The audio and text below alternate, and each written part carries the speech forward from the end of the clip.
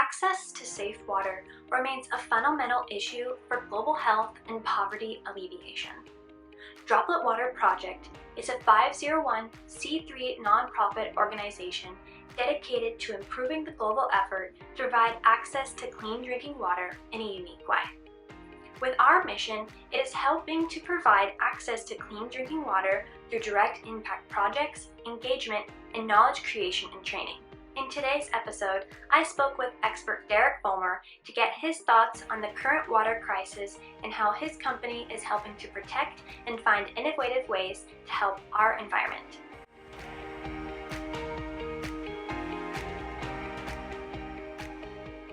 My name is Derek Vollmer. I'm the Senior Director for Freshwater Science at Conservation International. A big part of his job is integrating the use of integrated science.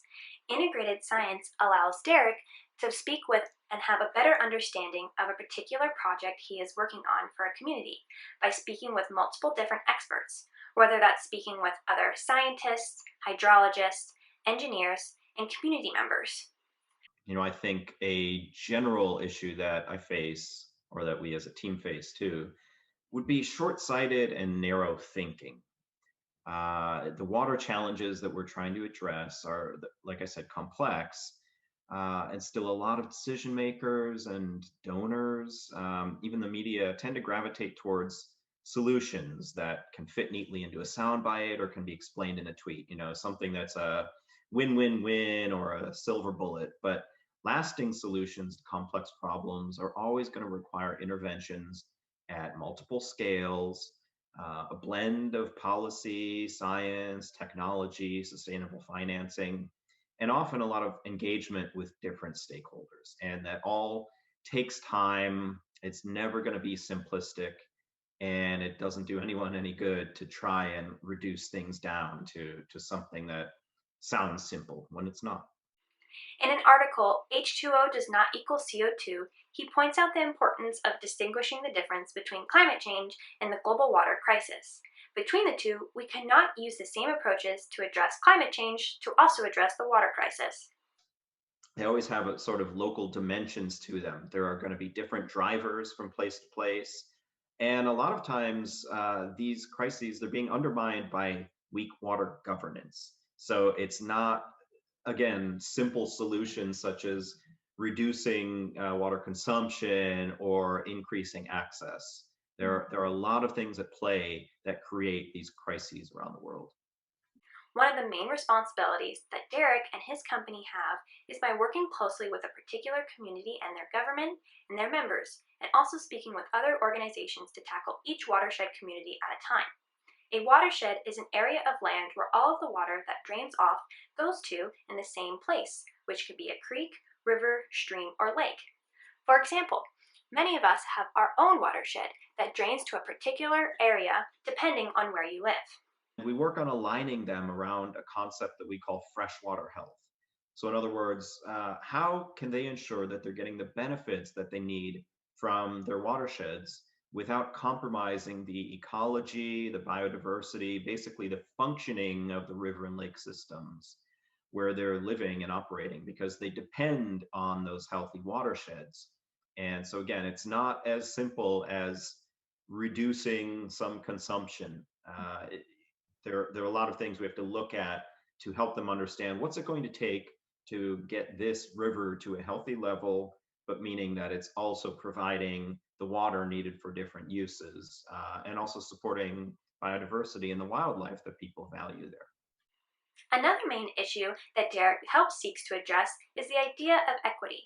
Freshwater resources around communities aren't being equally distributed within each area, creating more problems in certain areas and their community members. And equity is an issue across sustainability topics. So if we just think about the amount of consumption that takes place in developed countries, and this is what's contributing to the climate crisis, that some of us, including myself, have historically consumed so much energy and generated so many carbon CO2 emissions, and the rest of the world wants to catch up, wants to be able to consume more. So we have to to find a sort of balance, and there has to be a give and take ultimately on a lot of these issues within sustainability. So it's again not finding the silver bullets, it's really understanding and managing the trade-offs, and that will in some cases mean that some of us have to scale back our consumption, scale back our activities, and allow other people to thrive, but keeping the balance of the planet's ecosystems okay. But Derek and his company are hoping to make a positive impact on these areas and illustrate on a global scale that their impact and research can help the community members and the ecosystem around them. We want to, within 5 years or so, be able to measure and communicate that we've had an impact on a landscape scale. So that means ideally we want to say, look, all of the inputs that we have in this place are not degrading the ecosystem, that we're confident that we're able to be improving livelihoods. So the farmers, the fishers, other people who are dependent on natural resources are gaining the income that they need, able to sort of work with the resources they have without degrading them, and that we're having what we say is a planet positive impact. And so we're working more on restoring parts of the landscape that have become degraded. So not only protecting, but also restoring, and then finding ways where we are producing, whether it's tree crops or other commodities, make sure that the impacts there are manageable. So we're monitoring biodiversity. We don't want to have any negative impact on the plants and animals that are in those landscapes. And so that requires changes in practices. It requires scaling back production sometimes. But we are confident that we'll be able to document and share those kinds of experiences.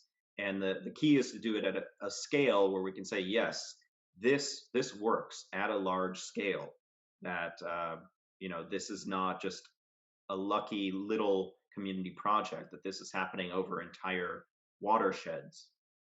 And so we have several of these landscapes where we're working around the world, and that's going to be a major focus of ours, a focus for my team on freshwater over the next 5 years, is helping to demonstrate and document that we can really have these practices work at a full landscape and watershed scale. Finally, Derek and I discussed how you can help become more aware and make a small impact in your backyard. So I'll start with water because I do like to advise people that they can start in their own backyard because water issues are local. First thing is to find out and understand where your water comes from. We like to say water doesn't come from the tap, it comes from an ecosystem somewhere. And so know where your water source is, what reservoir or river or lake system is providing that water before it goes to a treatment plant and into your pipes. Know where your wastewater goes, and if you've got a yard where the stormwater drains off to, because it's all connected. And the little things that you do, like having rain barrels and rain gardens, having water saving devices, they in your home, they do all have an impact within your watershed. And then related to that is to just understand that your actions aren't necessarily going to have any kind of impact elsewhere in the globe, but that's okay. Focus on protecting your watershed and you're doing a good thing. Well, thank you so much for being here at the interview today. I know everything that you said was, awesome and amazing, and I hope our audience can take something away from it. But thank you so much, and I really appreciate you taking the time to speak with me today. Thank you, Jenna. Thanks for watching. If you have enjoyed this video, be sure to give it a thumbs up and subscribe. Follow us on our social media pages and stay on the lookout for more videos in the upcoming